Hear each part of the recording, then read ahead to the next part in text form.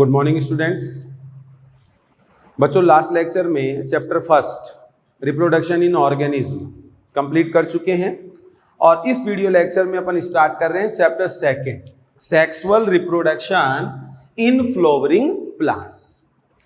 अब बच्चों first chapter से आप ये सीख चुके हो what is sexual reproduction. Sexual reproduction क्या होता है ये अपन ने फर्स्ट चैप्टर में सीख लिया। अब बच्चों स्टडी ऑफ सेक्सुअल रिप्रोडक्शन ये अपने को कौन से प्लांट में करनी है? Flowering plants. और अपनी अर्थ में नेचर में जितने भी प्लांट्स होते हैं वो सारे के सारे फ्लावरिंग प्लांट्स नहीं होते हैं। तो बच्चों जो फ्लावरिंग प्लांट्स हैं ये फ्लावरिंग प्लांट्स कौन से हैं? एंजियोस्पर्म। फ्लावरिंग प्लांट्स कौन से हैं? एंजियोस्पर्म। तो बच्चों जो सेक्सुअल रिप्रोडक्शन अपने को स्टडी करना है वो कौन से प्लांट में करना है? एंजियोस्पर्म में। अब थोड़ा सा अपन डिटेल देखते हैं इन एंजियोस्पर्म्स का, तो ध्यान देंगे। Most dominant plants on earth. Most dominant plants on earth. अपनी अर्थ पर वर्तमान में जो सबसे डोमिनेंट प्लांट है वो कौन से हैं? Angiosperm. In angiosperm sexual and asexual means vegetative reproduction present. जो एंजियोस्पर्म होते हैं उनमें बच्चों सेक्सुअल रिप्रोडक्शन भी प्रेजेंट होता है और वेजिटेटिव रिप्रोडक्शन भी प्रेजेंट होता है।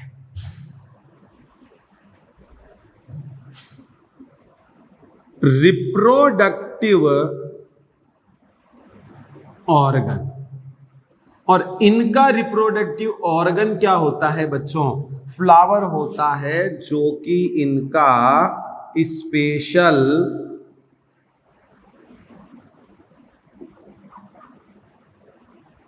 कैरेक्टर है।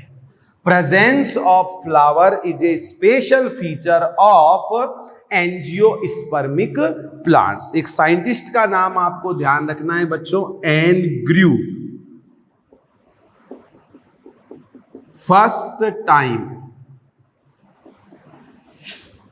Explain flower is reproductive part और स्ट्रक्चर ऑफ एंजियोस्पर्मिक प्लांट्स। जो एंजियोस्पर्मिक प्लांट्स होते हैं उनका रिप्रोडक्टिव पार्ट, रिप्रोडक्टिव स्ट्रक्चर क्या होती है? फ्लावर होती है। ये सबसे पहले बच्चों किसने बताया? एन ग्रू ने बताया। ठीक है, ये तो बात हो गई एंजियोस्पर्म की। अब अगर बच्चों ओरिजिन देखें,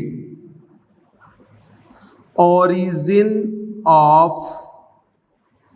angiosperm in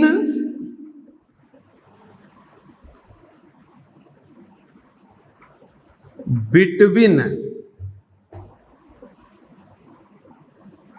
Jurassic period and Cretaceous period of Mesozoic era. ध्यान देना है बच्चा, मीजोजोइक एरा। एरा एक टाइम की बड़ी यूनिट होती है जिसको अपन युग भी बोलते हैं। मीजोजोइक एरा के कौन से पीरियड? जुरासिक पीरियड और क्रस्टेशियस पीरियड। इस जुरासिक पीरियड की तो क्या हो रही थी? एंडिंग।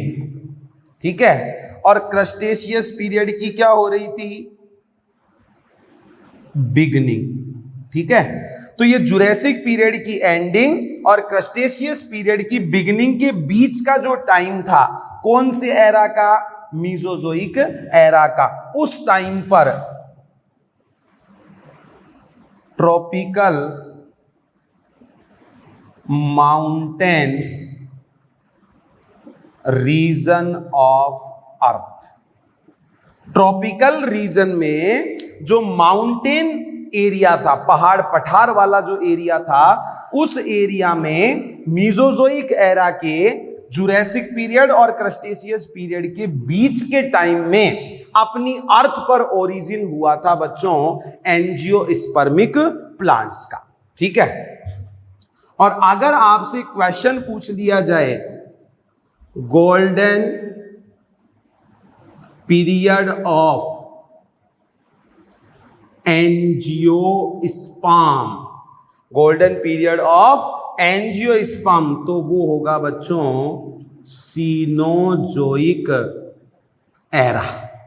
ठीक है, क्योंकि ये जो सीनोजोइक एरा जो था मीजोजोइक एरा के बाद में, इस टाइम में अपनी पूरी अर्थ पर स्प्रेडिंग हो चुकी थी। एंजियोस्पर्म की पूरी पृथ्वी पर फैल गए थे, डोमिनेंट प्लांट बन गए थे, इसलिए इस टाइम पीरियड को गोल्डन पीरियड माना जाता है एंजियोस्पर्म का। तो बच्चों ये कुछ बेसिक हिस्ट्री अपन कह सकते हैं, कुछ बेसिक इंट्रोडक्शन कह सकते हैं, किनका? एंजियोस्पर्मिक प्लांट्स का। अब एंजियोस्पर्मिक प्लांट्स में अपने को पढ़ना है बच्चों सेक्सुअल रिप्रोडक्शन, जो कि कैरेक्टराइज्ड होता है मेल और फीमेल गैमेट के फ्यूजन, जाइगोट एम्ब्रियो फॉर्मेशन, ये सब जो इवेंट्स हैं, ये इवेंट्स कंप्लीट होती है सेक्सुअल रिप्रोडक्शन में। और इन सब का स्टडी बॉटनी की जिस ब्रांच में किया जाता है, उस ब्रांच को बोलते हैं बच्चों प्लांट एम्ब्रियोलॉजी। क्या बोलते हैं?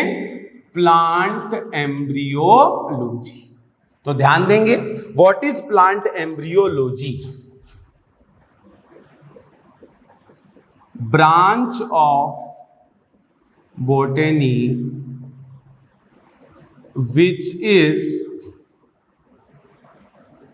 related to study of sexual reproduction, structure and development of embryo in plants. Okay, branch of botany which is related to study of sexual reproduction, development and structure of embryo in plants, known as plant embryology. Who is father of plant embryology? Father of plant embryology, C.F. Wolf. C.F. Wolf. Next, father of Indian plant embryology, professor P Maheshwari, professor Panchanan Maheshwari, father of Indian plant embryology. इन्होंने बच्चों एक book लिखी थी, book name अगर अपन देखें, an introduction to embryology of angiosperm, an introduction to embryology of angiosperm. और इस बुक में बच्चों पूरा डिटेल बताया था, male female reproductive part, gamete formation, gamete fusion, zygote embryo, endosperm, seed development, ये सारी कहानी बच्चों इन्होंने इस बुक में बताई थी। इनको कहा जाता है father of Indian plant embryology. Clear? अब बच्चों इस एम्ब्रियोलॉजी की अपन बात करें या एंजियोस्पर्म में रिप्रोडक्टिव पार्ट की अगर अपन बात करें, तो वो रिप्रोडक्टिव पार्ट होता है फ्लावर। अब व्हाट इज फ्लावर? फ्लावर क्या है? तो ध्यान देंगे, अकॉर्डिंग टू गोथे। साइंटिस्ट का नेम क्या है बच्चों? Goethe. According to Goethe, flower is a specialised highly condensed reproductive shoot. Flower is a specialised highly condensed modified reproductive shoot. Flower क्या है? मॉडिफाइड रिप्रोडक्टिव शूट है। किसके अकॉर्डिंग? गोथे के अकॉर्डिंग। अब बच्चों गोथे की बात को अपन कैसे एक्सप्लेन करें? क्या क्या एविडेंस हैं जो इस बात को प्रूव करते हैं कि एक्चुअली फ्लावर जो है वो एक highly condensed modified reproductive shoot है। और ये सारा एक्सप्लेनेशन बच्चों में मॉर्फोलॉजी में आपको बता चुका हूं कि क्यों हम फ्लावर को एक मॉडिफाइड रिप्रोडक्टिव शूट कह सकते हैं। तो उस बात को अपन अब यहां पर दोबारा नहीं दोहराएंगे, वो सारा मॉर्फोलॉजी में अपन क्लियर कर चुके हैं। अब अपनी कहानी स्टार्ट होगी बच्चों एक टिपिकल फ्लावर के स्ट्रक्चर से। ठीक है, एक चीज आपको ध्यान रखनी है, फ्लावर जो है वो प्लांट का एक फैसिनेटिंग ऑर्गन है, एक अट्रैक्टिव ऑर्गन है जो वेरियस एनिमल्स को बच्चों अपनी ओर अट्रैक्ट करता है। ठीक है, प्री हिस्टोरिक टाइम से ही ह्यूमन वेरियस ओकेजन पर फ्लावर्स का यूज करता आया है। नहीं, कोई ऐसे खुशी का कोई मौका हो, कोई दुख का कोई टाइम हो सकता है, कोई मैरिज जैसा कोई फंक्शन हो सकता है, तो अलग अलग टाइम पर अपनी फीलिंग को एक्सप्रेस करने के लिए ह्यूमन फ्लावर्स का यूज करते आए हैं। लेकिन इसका मीनिंग बिल्कुल भी ये नहीं है कि प्लांट ने फ्लावर केवल ह्यूमन के यूज के लिए बनाया, क्योंकि अपन जानते हैं फ्लावर प्लांट का रिप्रोडक्टिव पार्ट है, responsible for sexual reproduction in flowering plants. Flower helpful है रिप्रोडक्शन के प्रोसेस। तो प्लांट ने सेक्सुअल रिप्रोडक्शन के लिए फ्लावर का फॉर्मेशन किया है, ना कि केवल ह्यूमन के यूज के लिए। तो अब अपन स्टार्ट करते हैं structure of A typical flower.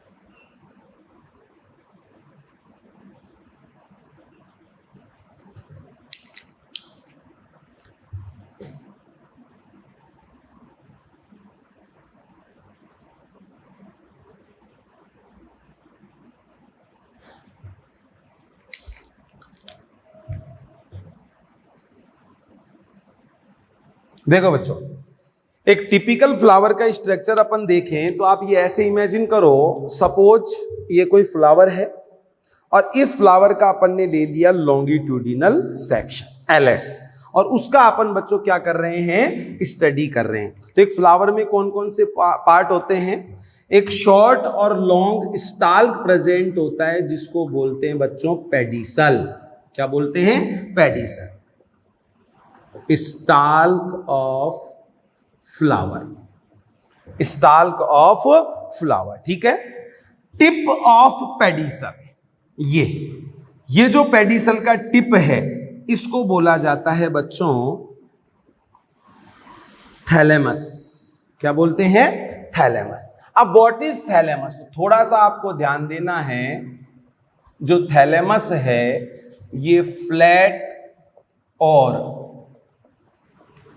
Dome shaped apex of pedicel, pedicel का फ्लैट और डोम शेप्ड अपेक्स होता है थैलेमस, जो कि एक मॉडिफाइड स्टेम है। थैलेमस क्या है? मॉडिफाइड स्टेम है। और इसका रीजन अपन क्या देते हैं? Nodes and internodes are present. Node और इंटरनोड प्रेजेंट होते हैं। इंटरनोड वेरी शॉर्ट होते हैं, कंडेंस होते हैं, पास पास होते हैं। तो बच्चों इस थैलेमस को अपन क्या मान सकते हैं? मॉडिफाइड स्टेम मान सकते हैं। अब कौन कौन से पार्ट हैं? तो ये ग्रीन लीफ लाइक जो पार्ट होता है इसको बोलते हैं बच्चों सेपल, ठीक है। कलरफुल जो पार्ट होता है इसको बोलते हैं पेटल। ये एंथर और ये फिलामेंट, दोनों को मिलाकर कहेंगे बच्चों स्टेमन। क्या कहेंगे? स्टेमन या माइक्रोस्पोरोफिल, ठीक है। इसी तरीके से स्टिग्मा, ये ट्यूब लाइक जो पोर्शन होता है स्टाइल, और बेसल स्वेलन जो पार्ट होता है ये है ओवेरी, और इनको मिलाकर कार्पल और पिस्टिल या मेगा स्पोरोफिल। ये माइक्रोस्पोरोफिल या स्टेमन जो है ये बच्चों मेल रिप्रोडक्टिव ऑर्गन अपन इसको मान सकते हैं। और ये जो कार्पल है मेगा स्पोरोफिल, इसको अपन फीमेल रिप्रोडक्टिव ऑर्गन मान सकते हैं। तो ये स्ट्रक्चर होती है एक टिपिकल फ्लावर की, ठीक है। सेपल, पेटल, स्टेमन और कार्पल।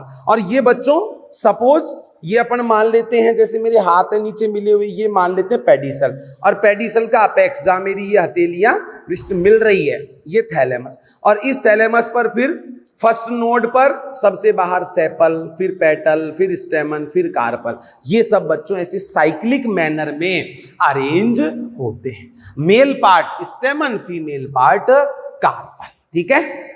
तो ये स्ट्रक्चर हो जाएगी एक फ्लावर की।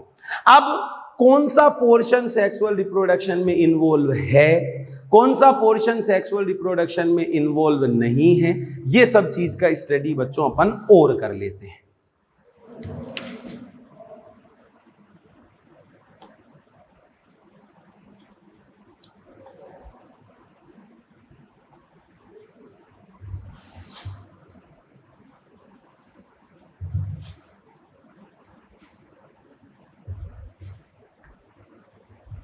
देखो, various floral whorls, various floral whorl. देखो बच्चों, एक फ्लावर जो होता है उस फ्लावर में टू टाइप्स के, फ्लावर में टू टाइप्स के वर्ल बताए गए हैं on the basis of participate in sexual reproduction।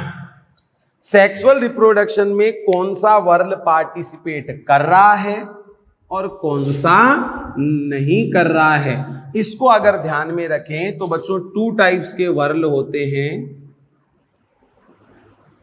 Vegetative और नॉन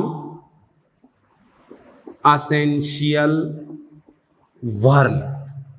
और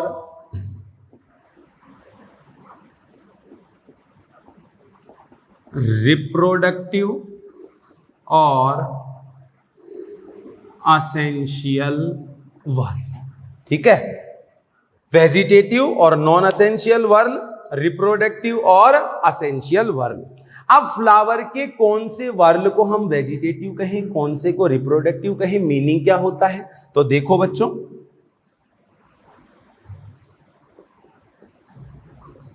flowering whorl not direct participate in sexual reproduction. Flowering whorl not direct participate in sexual reproduction. ये not direct का क्या meaning है बच्चों, अभी ये भी मैं समझाऊंगा। आप तो ऐसा ध्यान रखो, फ्लावर के पार्ट जो सेक्सुअल रिप्रोडक्शन में पार्टिसिपेट नहीं करते हैं वो तो क्या हो जाएंगे, वेजिटेटिव और non essential whorl.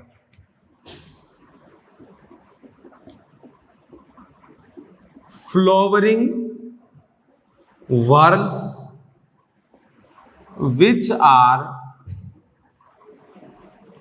direct participate in sexual reproduction। जो सेक्सुअल रिप्रोडक्शन में डायरेक्ट पार्टिसिपेट करेंगे वो एसेंशियल वर्ल हो जाएंगे, और जो डायरेक्ट पार्टिसिपेट नहीं करते हैं वो नॉन एसेंशियल वर्ल हो जाएंगे। अब बच्चों, वेजिटेटिव वर्ल का number of vegetative whorl 2। Vegetative whorl का नंबर कितना होता है? 2। कौन कौन से हैं? First is calyx and second is corolla. Calyx की यूनिट है सेपल और बच्चों कोरोला की यूनिट है पेटल। क्लियर? ऐसे ही अगर अपन बात करें नंबर ऑफ रिप्रोडक्टिव वर्ल, इनका नंबर भी कितना है बच्चों? 2। First androecium, male reproductive structure. Androecium, और एंड्रोइशियम की यूनिट की अगर अपन बात करते हैं तो है बच्चों स्टेमन। ऐसे ही बच्चों सेकंड है गाइनोइशियम, फीमेल रिप्रोडक्टिव स्ट्रक्चर, और अगर यूनिट की अपन बात करें तो कार्पल और पिस्टल। क्लियर? तो 4 वर्ल हो गए total, calyx, corolla, androecium, gynoecium. Calyx made up by sepal, corolla made up by petal, androecium made up by stamen and gynoecium made up by carpel. ठीक है, कैलिक्स, कोरोला ये जो दोनों होते हैं ये तो बच्चों कैसे पार्ट हैं? स्टेराइल पार्ट है। ठीक है, और एंड्रोइशियम, गाइनोशियम जो दोनों होते हैं ये कैसे पार्ट हैं? फर्टाइल पार्ट है। क्लियर? अब देखो, मोर्फोलॉजी में भी बच्चों मैंने आपको समझाया था, अगर फंक्शन देखा जाए एंड्रोइशियम का तो formation of male gamete, function देखा जाए गाइनोइशियम का फॉर्मेशन ऑफ फीमेल गैमेट। तो मेल फीमेल गैमेट का फॉर्मेशन करवाना, इनका फ्यूजन होना, इन सब में बच्चों डायरेक्ट इन्वॉल्व होते हैं एंड्रोइशियम एंड गाइनोइशियम, इसलिए इनको क्या कहा है? Reproductive part. ये इन चीजों में रोल प्ले नहीं कर रहे, इसलिए बच्चों ये हो गए वेजिटेटिव पार्ट। लेकिन यहां पर जो मैंने ये टर्म लिखी है नॉट डायरेक्ट पार्टिसिपेट, इसका मीनिंग क्या है तो वो अपन समझते हैं। इसको ध्यान से आप समझोगे बच्चों, मैं यहां लिख देता हूं colourful petal attracts insect pollinators. Colourful petal attracts insect pollinators and helpful in insect pollination and helpful in insect pollination। ठीक है, पोलिनेशन के प्रोसेस में हेल्पफुल हो सकते हैं क्या? Colourful pattern. And pollination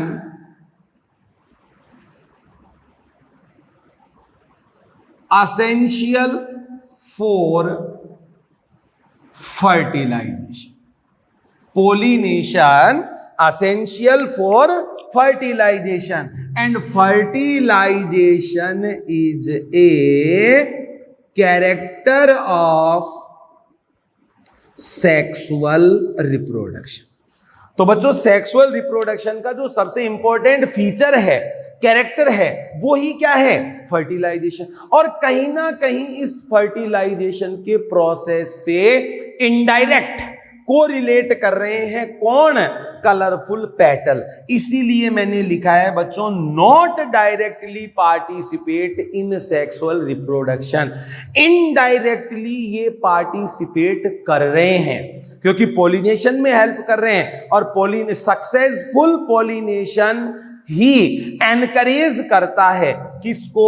fertilisation के प्रोसेस को। तो कौन सा मेल फीमेल रिप्रोडक्टिव पार्ट है, सेक्सुअल रिप्रोडक्शन में कौन पार्टिसिपेट कर रहा है, कौन नहीं कर रहा, वो सारी स्टोरी कंप्लीट है। अब बच्चों अपने को इसमें स्टार्ट करना है male reproductive structure, it means androecium से, और एंड्रोइशियम से स्टार्ट करके पहुंचना है मेल गैमेट तक। ऐसे ही फीमेल रिप्रोडक्टिव स्ट्रक्चर गाइनोइशियम, और गाइनोइशियम से स्टार्ट करके पहुंचना है फीमेल गैमेट तक। तो बच्चों एक सिमिलरिटी में आपको बता देता हूं, होमोलॉजी में आपको बता देता हूं मेल और फीमेल रिप्रोडक्टिव पार्ट्स के बीच में, जो कि एक आउटलाइन हो जाएगी अपने इस चैप्टर की। ठीक है, वो अपन पढ़ लेते हैं।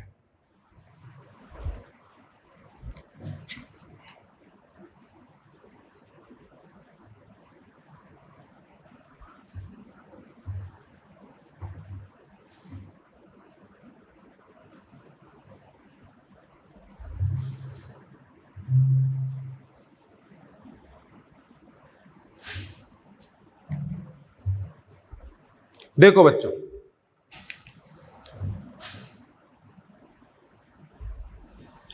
Homology between male and female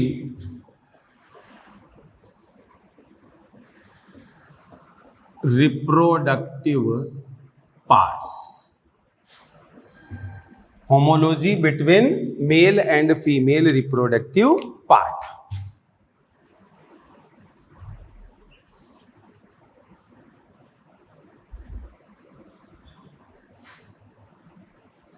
male reproductive structure,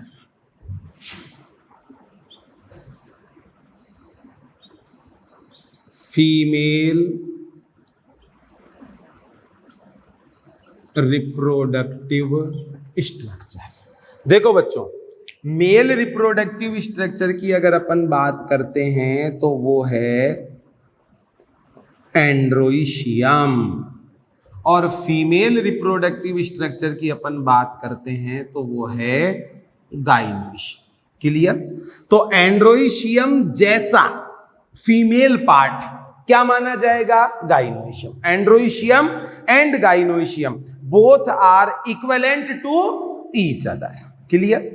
अब अगर हम बात करें एंड्रोइशियम की यूनिट की, क्योंकि बच्चों एंड्रोइशियम एक वर्ल है, गाइनोइशियम की अगर अपन बात करें यूनिट की, एंड्रोइशियम की यूनिट है बच्चों स्टेमन या माइक्रोस्पोरोफिल।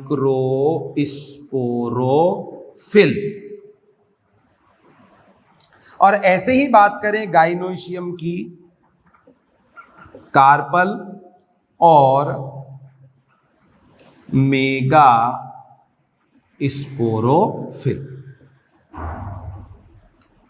तो androecium is male reproductive whorl made up by stamen, gynoecium is female reproductive whorl made up by carpel और पिस्टिल। क्लियर? अब बच्चों अगर हम बात करें एक स्टेमन का,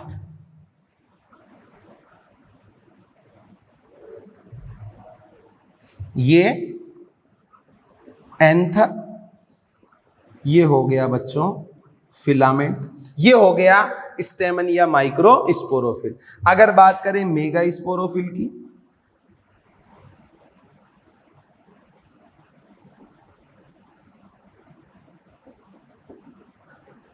स्टिग्मा, स्टाइल और ओवेरी। ठीक है, ये हो गया बच्चों मेगा स्पोरोफिल, ये माइक्रो स्पोरोफिल, ये मेगा स्पोरोफिल। तो स्टेमन के इक्विवेलेंट जो फीमेल पार्ट है वो है बच्चों कार्पल और मेगा स्पोरोफिल। क्लियर? अब बच्चों स्पोरोफिल्स रिलेटेड होती है स्पोर फॉर्मेशन। तो micro sporophyll related to microspore formation, mega sporophyll related to mega spore formation, and spores are produced in sporangium, micro spore produced in microsporangium, mega spore produced in mega sporangium, microsporangium found in microsporophyll, mega sporangium found in mega sporophyll. तो देखो बच्चों ये जो microsporophyll है इसमें present है microsporangium या pollen shake. आगे डेवलप हो जाएगी ये किसमें? पोलन शेक में। ऐसे ही बच्चों इस कार्पल में या मेगा स्पोरोफिल में प्रेजेंट है मेगा स्पोरेंजियम और ओव्यूल। क्लियर?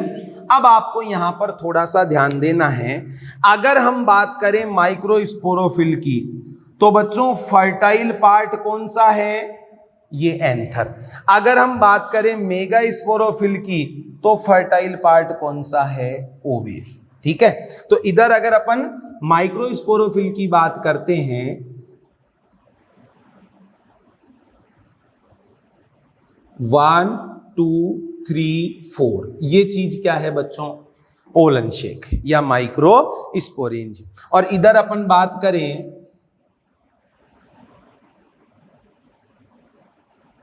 ये अंदर प्रेजेंट है क्या?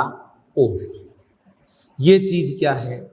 Mega sporangium. ठीक है, तो माइक्रोस्पोरोफिल में माइक्रोस्पोरेंजियम और मेगा स्पोरोफिल में मेगा स्पोरेंजियम। क्लियर? आप देखो माइक्रोस्पोरेंजियम और मेगा स्पोरेंजियम। भाई ये जो पोलन शेक है, इस पोलन शेक के इक्विवेलेंट फीमेल स्ट्रक्चर कौन सी मानी जाएगी? Ovule. Inside of microsporangium microspore mother cell present, inside of mega sporangium mega spore mother cell present. ये दोनों एक दूसरे के इक्विवेलेंट हो जाए। ठीक है, माइक्रोस्पोर मदर सेल में भी क्या होगा? मियोटिक डिवीजन, और मेगा स्पोर मदर सेल में भी क्या होगा? मियोटिक डिवीजन, जिससे बन जाएंगे माइक्रोस्पोर, और वही फर्दर डेवलप होंगे किस फॉर्म में? पोलन ग्रेन की फॉर्म में। क्लियर? और मेगा स्पोर मदर सेल में मियोटिक डिवीजन से बन जाएंगे क्या? Mega spore. क्लियर? तो बच्चों माइक्रोस्पोर मदर सेल में मियोटिक डिवीजन से माइक्रोस्पोर का फॉर्मेशन होना, इस प्रोसेस को कहा जाएगा माइक्रोस्पोरोजेनेसिस। क्लियर? और मेगा स्पोर मदर सेल में मियोसिस से मेगा स्पोर का फॉर्मेशन होना मेगा स्पोरोजेनेसिस। क्लियर। आपसे पूछा जाए what is microsporogenesis, formation of microspore from microspore mother cell by meiotic division known as microsporogenesis. What is megasporogenesis, formation of megaspore from megaspore mother cell through meiotic division known as megasporogenesis. Clear. अब जो ये microspore बना है ये pollen grain की form में develop होगा, इधर मेगास्पोर बना है। तो बच्चों माइक्रोस्पोर से बनेगा मेल गैमेटोफाइट। क्लियर। और इधर जो ये मेगास्पोर है इससे बनेगा female gametophyte. Clear. Microspore pollen grain develop हो जाएगा मेल गैमेटोफाइट की फॉर्म में और मेगास्पोर डेवलप हो जाएगा फीमेल गैमेटोफाइट की फॉर्म में। मेल गैमेटोफाइट क्या होता है, germinated pollen grain, germinated pollen grain, ये ऐसा मान सकते हैं अपन।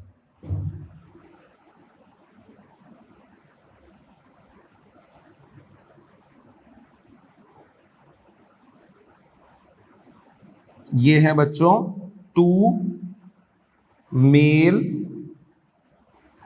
गैमिट्स और ये है पोलन ट्यूब। ठीक है।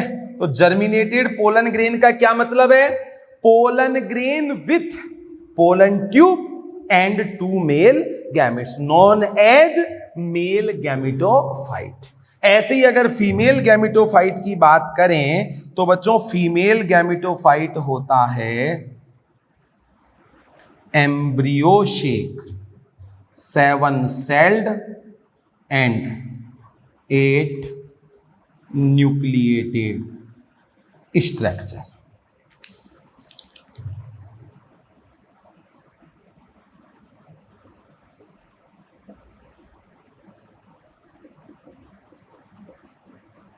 एंटीपोडल, ये नीचे दोनों सिनर्जिड्स, ये एग सेल और सेंटर में होते हैं बच्चों ये 2 polar nuclei, polar nuclei. Clear. तो ये 7 सेल्ड और 8 न्यूक्लिएटेड जो स्ट्रक्चर है इसको कहेंगे बच्चों एम्ब्रियो शेक। और ये एम्ब्रियो शेक क्या होता है, फीमेल गैमेटोफाइट। पोलन ग्रेन जिसमें पोलन ट्यूब और 2 मेल गैमेट्स का फॉर्मेशन हो चुका है, it means germinated pollen grain, ये होता है बच्चों मेल गैमेटोफाइट। तो अपने को स्टार्ट करना है मेल रिप्रोडक्टिव स्ट्रक्चर एंड्रोइशियम से और कहां तक पहुंचना है मेल गैमेटोफाइट, क्योंकि मेल गैमेट का फॉर्मेशन हो गया। ऐसे ही स्टार्ट करना है गाइनोइशियम से फीमेल रिप्रोडक्टिव स्ट्रक्चर से और कहां तक पहुंचना है फीमेल गैमेटोफाइट जिसमें प्रेजेंट है फीमेल गैमेट। तो एंड्रोइशियम का फंक्शन मेल गैमेट फॉर्मेशन, गाइनोइशियम का फंक्शन फीमेल गैमेट फॉर्मेशन। ये बच्चों अपने चैप्टर की आउटलाइन हो जाएगी। एंड्रोइशियम से स्टार्ट करके मेल गैमेटोफाइट, गाइनोइशियम से स्टार्ट करके फीमेल गैमेटोफाइट। लगभग आधा चैप्टर इससे कंप्लीट हो जाएगा। अब मेल फीमेल गैमेट का फ्यूजन हो मतलब फर्टिलाइजेशन, उसको पढ़ने के लिए जरूरी है पॉलिनेशन। तो इतना पढ़ने के बाद बच्चों क्या स्टडी करेंगे, pollination. After pollination fertilization, fertilization का रिजल्टेंट जाइगोट, जाइगोट से development of embryo, seed formation, fruit formation, वो सब आगे फर्दर अपन स्टडी करते रहेंगे। तो नेक्स्ट वीडियो लेक्चर में अपन स्टार्ट करेंगे male reproductive part androecium. Thank you.